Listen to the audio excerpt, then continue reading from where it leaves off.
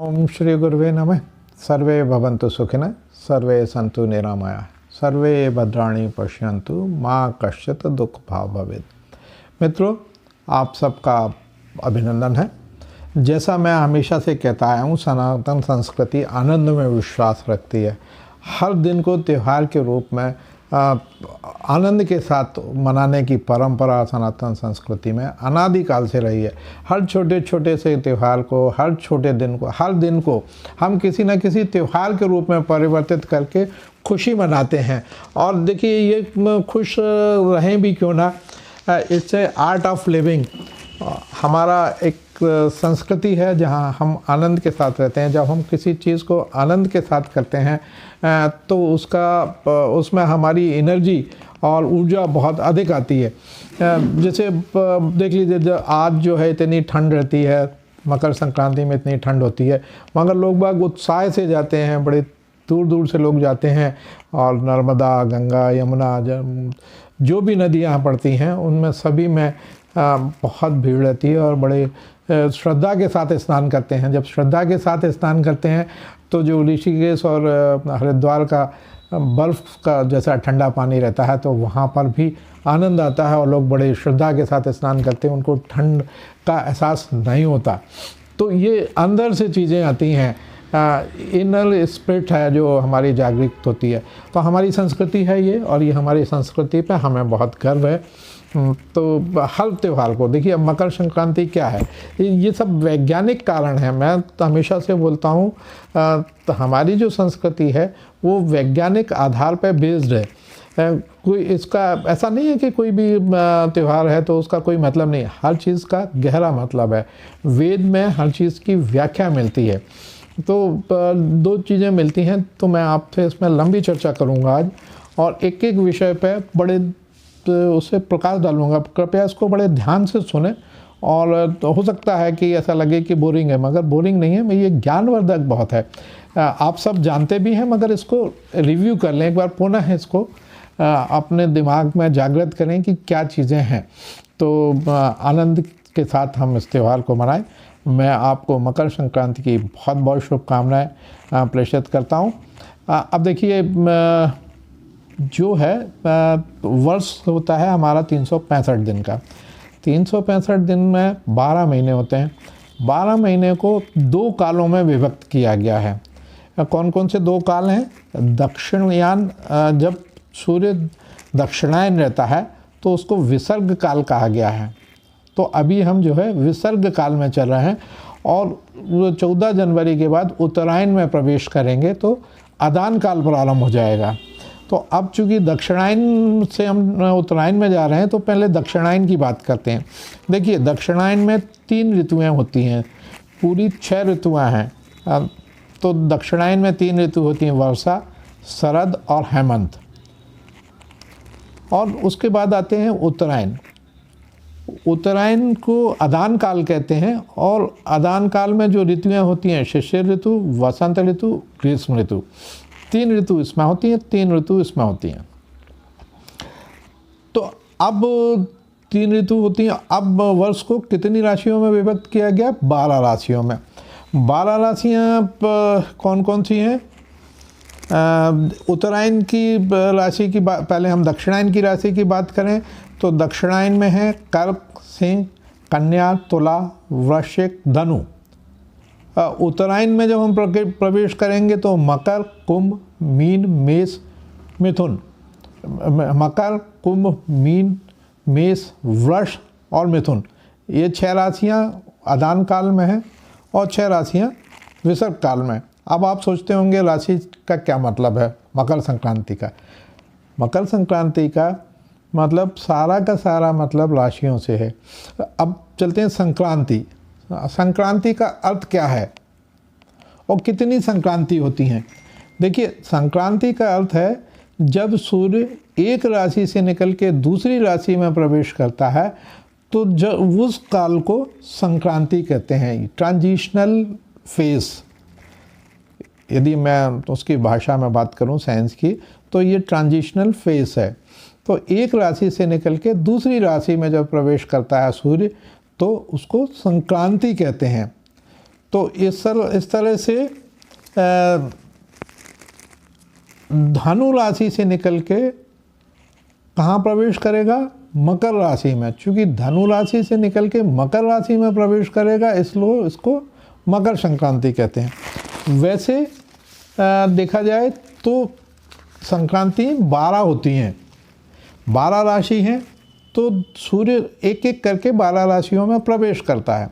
तो जिन जिन राशियों में प्रवेश करता है वो राशियों की संक्रांति होती हैं।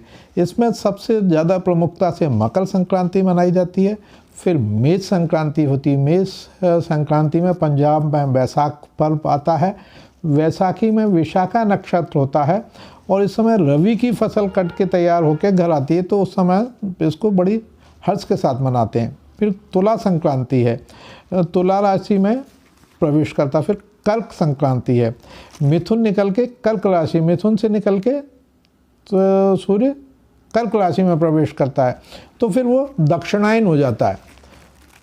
तो दक्षिणायन उत्तरायण, अभी हम दक्षिणायन हैं। तो दक्षिणायन में मैंने आपको बताया विसर्ग काल ऋतुएं बताई मैंने आपको, वर्षा, शरद, हेमंत। फिर अब उत्तरायण आ जाएंगे, तो उत्तरायण में शिशिर ऋतु, वसंत ऋतु और ग्रीष्म ऋतु। तो मकर संक्रांति से शिशिर ऋतु प्रारंभ हो जाएगी। तो पुनः सूर्य एक राशि से दूसरी राशि में प्रवेश करता है, तो उसे संक्रांति कहते हैं। चूँकि ये संक्रांति इसलिए प्रमुख है क्योंकि इस दिन सूर्य दक्षिणायन से उत्तरायण हो जाता है, और उत्तरायण होने पे दिन बड़े होने लगते हैं, रातें छोटी होती हैं। सूर्य का प्रकाश मकर रेखा पे आता है सूर्य, तो सीधा पड़ने लगता है, ज़्यादा मतलब सूर्य की रोशनी आती है पृथ्वी पे, तो गर्मी धीरे धीरे बढ़ती है, समय समय बढ़ती है।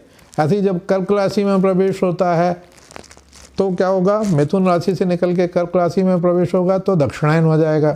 तो दक्षिणायन आ जाएगा तो रातें लंबी होती हैं, दिन छोटे हो जाते हैं, तो मौसम बदल जाता है। तो ये सारी चीज़ें हैं। अब संक्रांति का महत्व क्यों है? और संक्रांति, पहले तो देखते हैं संक्रांति का मुहूर्त क्या है। देखिए, मुहूर्त का भी बड़ा विषय है, आपने इसमें बहुत अच्छा माना गया विषय है। तो संक्रांति क्या है? संक्रांति जो है 15 तारीख को 9:23 पे अर्की है। अर्की का मतलब स्नान, बुड़की, अर्की, स्नान। हम लोग जब छोटे थे बचपन में, तो यदि समय पे नहीं नहाते थे, ठंड पड़ती है, नहाने से बचते थे, तो लोग बोलते थे यदि हम लेट हो गए और जो सबसे बाद में नहाता था उसको लंका का गधा बोलते थे। तो ये एक लोकोक्ति के रूप में, नहीं भाई, उत्साह इसमें होता था आपस में। तिली का लेप करके, काली तिली को पीस के और उसको रगड़ के पूरे शरीर पे उसका उपटन कर लीजिए, उसका उपटन करते हैं और उसको उपटन करने के बाद नहाते हैं। तो देखिए, तिली जो होता है, जब तिल का तेल लगा लेते हैं तो उसमें ठंड नहीं लगती है। आप उस समय ठंडे पानी से नहाते हैं तो ठंड का असर नहीं होता, और जो आपके ठंड की जो ऋतु होती है उसकी वजह से आपके उसमें जो डस्ट या जो डिपॉजिट होती है वो भी तिली के साथ साथ निकल जाती है, या उसको हम ऐसी भाषा में कहें मैल निकल जाता है ना। अपन रगड़ते हैं तो काला काला मैल निकलता है, तो बॉडी को स्वस्थ करता है वो। इससे क्या फ़ायदा होता है? इससे हमारे जो रोम छिद्र होते हैं, हम ना रोम छिद्र होते हैं, छोटे छोटे रुएं होते हैं और रोम छिद्र होते हैं, तो रोम छिद्र क्लीन हो जाते हैं। तो इससे स्वेटिंग, जो पसीना आता है, वो बड़े आसानी से निकल जाता है। अब पसीने का क्या संबंध है इससे? जब पसीना निकलता है तो हमारी बॉडी का टेम्परेचर वो मेंटेन रखता है। अब अब धीरे धीरे गर्मी पड़ेगी, जब गर्मी पड़ेगी तो पसीना आएगा। अभी सर्दी थी तो पसीना नहीं आता था, पसीना कम आता था। अब गर्मी पड़ेगी तो पसीना आएगा, जब पसीना आएगा तो बॉडी का टेम्परेचर उसके हिसाब से मेंटेन करेगा। ऑटो कूलिंग होती है, जैसे कूलर में पानी डालते हैं तो ठंडी हवा आती है, एसी से बाहर से हवा लेते हैं तो अंदर भेजते हैं, तो वही सिस्टम हमारा नेचुरल कूलिंग का काम हमारा शरीर करता है। इसलिए हम उसको अच्छी तरह से साफ करके तिल का उपटन लगा के नहाएं। और उसके बाद आज के एक दिन पहले खिचड़ी और मंगोड़ी खाते हैं। और मकर संक्रांति के दिन तिल और गुड़, देखिए गुड़ अभी गन्ना आता है, गुड़ निकलता है, नया गुड़ निकलता है, तो दोनों ही सेहत के लिए बहुत लाभदायक है। गुड़ जो है हमारा कफ को बाहर निकालता है। यदि वैसे भी हम गुड़ करें, गुड़ जो है पाचक भी होता है। आपने देखा होगा कि जितनी भी फैक्ट्री हैं, कोई जहाँ पे पॉल्यूशन होता है, उसका लेवल ज़्यादा होता है डस्ट का, तो उससे गुड़ खाते हैं तो उससे जो डस्ट की एलर्जी होती है वो ठीक हो जाती है। और गुड़ बहुत पाचक होता है, उसको हमेशा नियमित सेवन करना चाहिए। तो मुहूर्त की बात कर रहा था मैं। मुहूर्त का 9:23 पे आया है और इसका हालांकि वाहन जिस पे वो आ रहा है वो अश्व है। अश्व पर बैठ के संक्रांति आ रही है और उपवाहन इसका सिंह है। वस्त्र जो है कृष्ण, काले वस्त्र हैं, कृष्ण वस्त्र में इस बार आ रही है रथ। आज के दिन तिल, वस्त्र, कंबल, मच्छरदानी आदि का दान करना चाहिए। देखिए एक चीज़ इस पे आई, मच्छरदानी। मच्छरदानी क्यों दान करना चाहिए? ये हमें याद दिला रहे हैं, ये हमारी संस्कृति है कि भाई मच्छर होने वाले हैं, आप मच्छरदानी दान करेंगे तो आप अपने लिए भी मच्छरदानी रखेंगे। और मच्छरदानी में आज के बाद से कोशिश करें कि मच्छरदानी में सोएं, ताकि मच्छर से आप मलेरिया, डेंगू इत्यादि बीमारियों से बचें। तो ये सारे के सारे वैज्ञानिक है जो हमारे सनातन में लोकोक्ति के माध्यम से और धर्म के नाम से प्रचारित किया गया और जीवित रखा गया। इसमें कुछ दकियानुसीपन नहीं है और किसी तरह का ये सोचो कि नहीं है हम धर्मभीरू हैं, धर्मभीरू नहीं है। हम धर्म को समझने वाले लोग हैं। हम सूर्य के मूवमेंट को समझते हैं, हम चंद्रमा की गति को समझते हैं। सूर्य के हिसाब से हम दिशा, चंद्रमा के हिसाब से हम दिशा का ज्ञात करते हैं।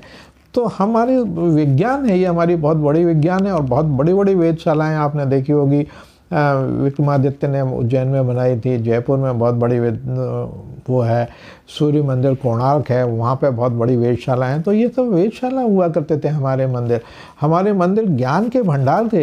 ये तो हमारी जब संस्कृति पे आक्रमण हुआ तो ये हमारा ज्ञान को विनष्ट हो गया, ये हमारा दुर्भाग्य है। 6 महीने हमारी जो नालंदा की यूनिवर्सिटी की जो लाइब्रेरी है तो 6 महीने तक चली थी। तो ये बड़े दुर्भाग्य हैं हमारे कि हम अपनी संस्कृति से दूर होते जा रहे हैं। हम हाय हेलो में पढ़ के हम सोचते हैं कि हम बहुत एडवांस हैं, नहीं, हम वास्तविक चीज़ों को नहीं समझ पा रहे हैं। तो ये है संक्रांति। आज के दिन देखिए, इस दिन तिल, वस्त्र, कंबल, मच्छरदानी का दान करें। और परंपरागत रूप से मनाने वाले श्रद्धालु 14 तारीख को भी संक्रांति मनाएं और ये दिन बहुत शुभ है। किन राशियों के लिए इसका क्या प्रभाव है? देखिए, वृष राशि के लिए कष्टदायी है, मिथुन के लिए सम्मान मिलेगा, कर्क राशि वाला तनाव में रहेगा, तनाव दिया है, सिंह राशि लाभ है, कन्या अशांति, तुला उन्नति, वृश्चिक धन लाभ, धनु यश और मकर हानि, कुंभ को शुभ है, मीन के लिए परिवर्तन है। तो ये राशियों पे ये प्रभाव पड़ने वाला है। मिथुन को सम्मान मिलेगा। ये तो मैंने बताया था 12 संक्रांतियाँ हैं। और अब दक्षिण भारत की बात करें, अच्छा उत्तर भारत में ये भी बात करते हैं। ये आज के दिन पतंग उड़ाने का भी शौक़ है और रिवाज है। पतंग लोग उड़ाते हैं, पतंग लड़ाते हैं, पेंच लड़ाते हैं और सभी जगह पतंग का वो है। पतंग को सूर्य का पर्यायवाची भी पतंग है, तो सूर्य को पर्यायवाची आदित्य और पतंग है। तो पतंग उड़ाते हैं सूर्य की तरफ, चूँकि सूर्य की रोशनी अभी अपन सहन कर सकते, इतनी तीव्र नहीं होती है कि उसको हम सहन ना कर सकें। तो दिन में पतंग उड़ाते हैं तो अच्छी गर्मी लगती है, आनंद आता है। और पेंच जो लड़ाते हैं, जो पतंग उड़ाते हैं, उनसे मैं निवेदन करूंगा, करवद निवेदन करूंगा कि चाइना का जो मज्जा आ रहा है वो चाइना का मज्जा ना लें, अपने देशी मज्जे बना सकते हैं, या धागे से उड़ाएं, तांत से पतंग उड़ाएं, कट जाती कट जाए, टूट जाए टूट जाए, वो तो शौक़ के लिए है, आपके लिए, वो उसको इंटरेस्ट के लिए है। और अपना मज्जा बना लें। मज्जा बनाने के तरीके बहुत हैं और लोग बनाते भी हैं और आप सब जानते हैं उससे। तो ये राशियाँ हैं इसमें। और देखिए पूरे उत्तर भारत में, क्या पूरे देश में संक्रांति हर्षोल्लास से मनाई जाती है। आप प्रयाग चले जाएं तो जहाँ जहाँ भी नदियाँ हैं, क्षिप्रा है, गंगा है, यमुना है, कावेरी है, सभी जगह आपको असंख्य भीड़ मिलेगी और असंख्य उल्लास के साथ ये मनाते हैं। 3-4 दिन मनाते रहते हैं त्यौहार। इस समय तिल और गुड़ से बनी हुई पदार्थ खाते हैं। फिर वही बात है कि तिल जो है हमारे बॉडी को एनर्जी प्रदान करता है। तमिलनाडु में जो हमारे दक्षिणवर्ती राज्य है, वहाँ पे इसको पोंगल के रूप में मनाया जाता है और सूर्य अन्य धन का दाता माना जाता है। 4 दिन तक उत्सव मनाया जाता है और उनके प्रति, सूर्य के प्रति कृतज्ञता ज्ञापित की जाती है। सभी लोग इसको बड़े उत्साह के साथ मनाते हैं।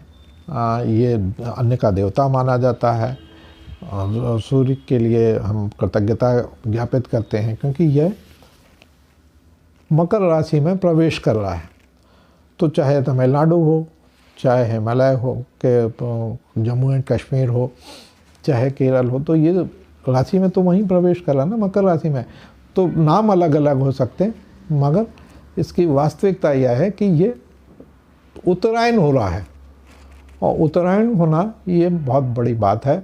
और ऋतु परिवर्तन है। ऋतु परिवर्तन के हिसाब से अपने को एडजस्ट करना होता है, बॉडी को अपना साइंटिफिकली हम उसको कहेंगे एडजस्ट करना है। इसलिए ये संक्रांति का त्यौहार मनाया जाता है। सबको जगाया जाता है कि नहीं भाई संक्रांति है, आप स्नान करें, ध्यान करें और पूजा अर्चना करें। अब इसकी कथा देखिए, अब इन सब चीज़ों को उससे जोड़ा गया है, धर्म से जोड़ा है। धर्म से जोड़ के कथा के रूप में, चूँकि लिखित साहित्य नहीं था, तो लिखित साहित्य नहीं होने की वजह से कथा के रूप में इसको प्रचारित किया गया। और उसके पीछे सिर्फ उद्देश्य सिर्फ ये है कि आप सबको यह जानकारी हो कि ये संक्रांति है क्या और संक्रांति को मनाना, उसकी पूजा कैसे करनी, वो भी आगे डिटेल में आपको बताऊंगा। अब बात करते हैं, चलिए इसमें कथा क्या मिलती है। इस कथा को आप सभी जानते होंगे। सतयुग में राजा सगर अपने परोपकार और पुण्य कर्मों से 3 लोकों में प्रसिद्ध थे। चारों तरफ उनका ही गुणगान था। राजा सगर का नाम आपने सुना है सभी ने। राजा सगर सतयुग में थे, उनका चारों तरफ बहुत ज़्यादा गुणगान था और उसकी ही जय जयकार थी। इस बात से इंद्र को चिंता हुई कि कहीं राजा सगर स्वयं के राजा, स्वर्ग के राजा ना बन जाएं। इंद्र बहुत जल्दी चिंतित हो जाते थे। हमेशा उनको डर लगा रहता था कि कहीं उनकी रियासत पर कब्जा ना हो जाए, स्वर्ग के राजा नहीं बन जाएं। इसी दौरान राजा सगर ने अश्वमेध यज्ञ का आयोजन किया। इंद्र ने अश्वमेध का घोड़ा चुराकर कपिल मुनि के आश्रम में के पास बांध दिया। अश्वमेध यज्ञ का घोड़ा चोरी होने की सूचना पाकर राजा सगर ने अपने सभी 60,000 पुत्रों को उसकी खोज में लगा दिया। वे सभी पुत्र घोड़े को खोजते हुए कपिल मुनि के आश्रम पहुँचे। देखिए 60,000 पुत्र, तो राजा थे वो। राजा अपनी प्रजा को पुत्र की तरह मानते हैं। जैसे हमारे माननीय प्रधानमंत्री मोदी जी पूरे 140 करोड़ देशवासियों को परिवार मानते हैं, इसी तरह से राजा सगर अपने सभी नागरिकों को अपना पुत्र मानते थे। इसलिए इसमें 60,000 पुत्रों का उल्लेख है। खोज में लगा दिया। वे सभी पुत्र घोड़े की खोजते हुए कपिल मुनि के आश्रम पहुंच गए। वहां पर उन्होंने अश्वमेध यज्ञ का घोड़ा बंधा हुआ देखा। यह देख सभी पुत्रों ने कपिल मुनि पर घोड़ा चोरी करने का आरोप लगा दिया। और उन्हें भला भला बुरा कहने लगे। इससे क्रोधित होकर कपिल मुनि ने राजा सागर के सभी 60,000 पुत्रों को अपने तप से तेज से जलाकर भस्म कर दिया। यह जानकर राजा सागर भागते हुए कपिल मुनि के आश्रम पहुँचे और उनके पुत्रों को क्षमा दान देने का निवेदन किया। तब कपिल मुनि ने कहा कि सभी पुत्रों के मोक्ष के लिए एक ही मार्ग है, तुम मोक्षदायिनी गंगा को पृथ्वी पर लाओ। एक ही मार्ग था उनको मोक्ष के लिए कि जो मोक्षदायिनी गंगा है उसको पृथ्वी पर लेके आओ। राजा सागर ने के पोते राजकुमार अंशुमान ने कपिल के सुझाव पर प्रण लिया था कि जब तक माँ गंगा को पृथ्वी पर नहीं लाते तब तक उनके वंश का कोई राजा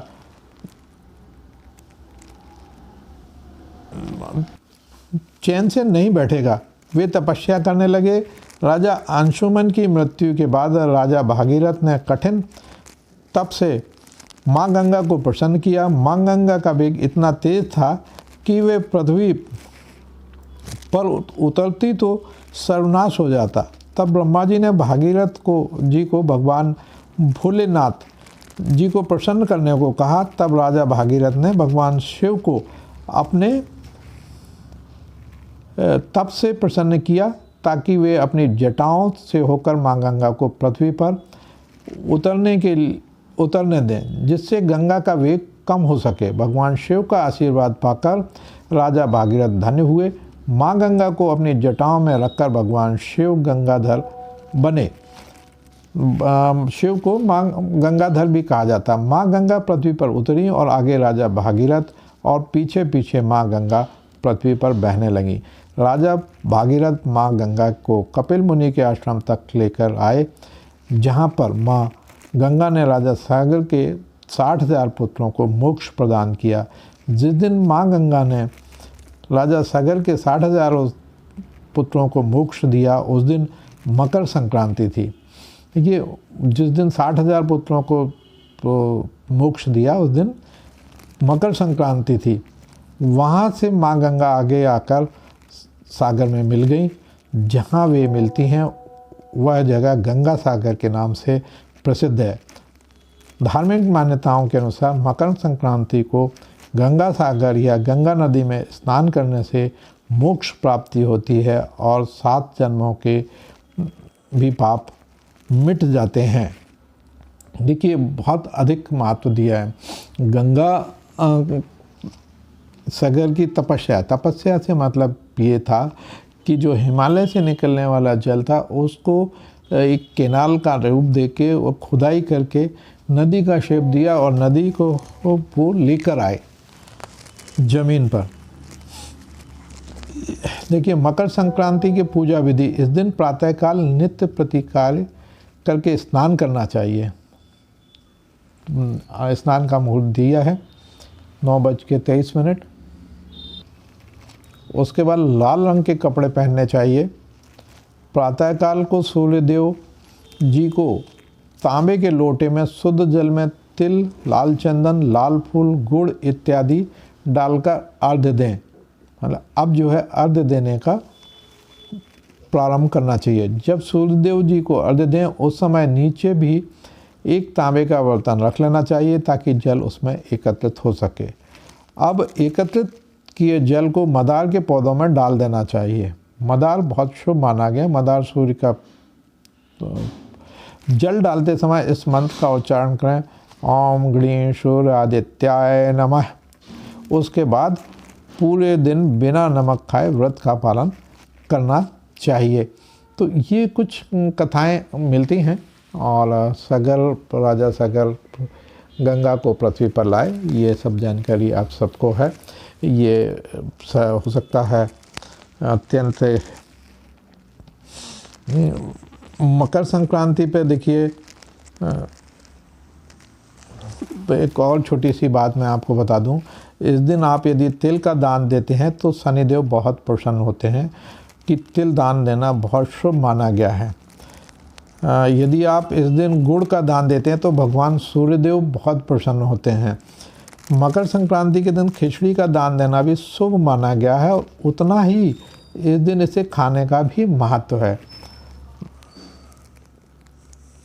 इस दिन आप सभी भक्तजन 5 तरह के अनाज का दान कर सकते हैं, जिससे कि आपकी सभी मनोकामनाएं पूरी होती हैं। इस दिन कंबल का दान करने से जो ठंड में रहने वाले लोगों को देते हैं तो आपको सुखमय जीवन की प्राप्ति होती है। इस दिन गरीबों और ज़रूरतमंदों को नए कपड़े का दान जरूर देना चाहिए, जिससे कि आप सभी के कष्ट दूर हों। मकर संक्रांति व्रत तथा काजा पूजा की विधि है। इस दिन सभी सूर्य भगवान की पूजा करते हैं और सुबह सूर्य की पहली किरण पर जल अर्पित किया जाता है। इस दिन आप सूर्योदय से पहले उठकर नहाने, पानी में तिल मिलाकर नहाएं। फिर आप पीले कपड़े पहने और उसके पश्चात आप हाथ में जल लेकर थोड़ा नमक खाएं। व्रत करने का संकल्प लें। फिर आप सुबह सूर्य भगवान को तांबे के लोटे से जल जलाएं। इस प्रकार से अलग अलग वृत्तांत मिलते हैं। तो ये थी मकर संक्रांति की कथा। और बहुत बहुत पुनः बारंबार आपको बहुत बहुत शुभकामनाएं। आपको ये जानकारी अच्छी लगती तो आप इसको शेयर अवश्य करें, ताकि यह अधिक से अधिक लोगों के पास पहुँचे। जय हिंद, जय भारत। मित्रों, आप सभी जानते हैं कि खर मास चल रहा है। 15 जनवरी से खर मास समाप्त होगा। इस सीजन में मार्च तक विवाह के लगभग 22 शुभ मुहूर्त हैं। मकर संक्रांति पर सूर्य उत्तरायण हो जाता है। उत्तरायण होने के साथ ही उपनयन संस्कार, गृह प्रवेश, विवाह आदि शुभ कार्य के मुहूर्त होते हैं और शुभ कार्य शुरू हो जाते हैं। अब 15 जनवरी को शतभिषा नक्षत्र और रवि योग में सुबह 9:35 पर सूर्य में के धनु राशि से मकर राशि में प्रवेश के साथ ही खरमास समाप्त हो जाएगा। खरमास के समाप्त होने को होते ही 17 जनवरी से शुभ मांगलिक कार्य जैसे विवाह, गृह प्रवेश, नए वाहन, भूमि की खरीदी, विवाह, जनेऊ संस्कार, अन्नप्राशन संस्कार, नए बिजनेस की शुरुआत हो जाएगी।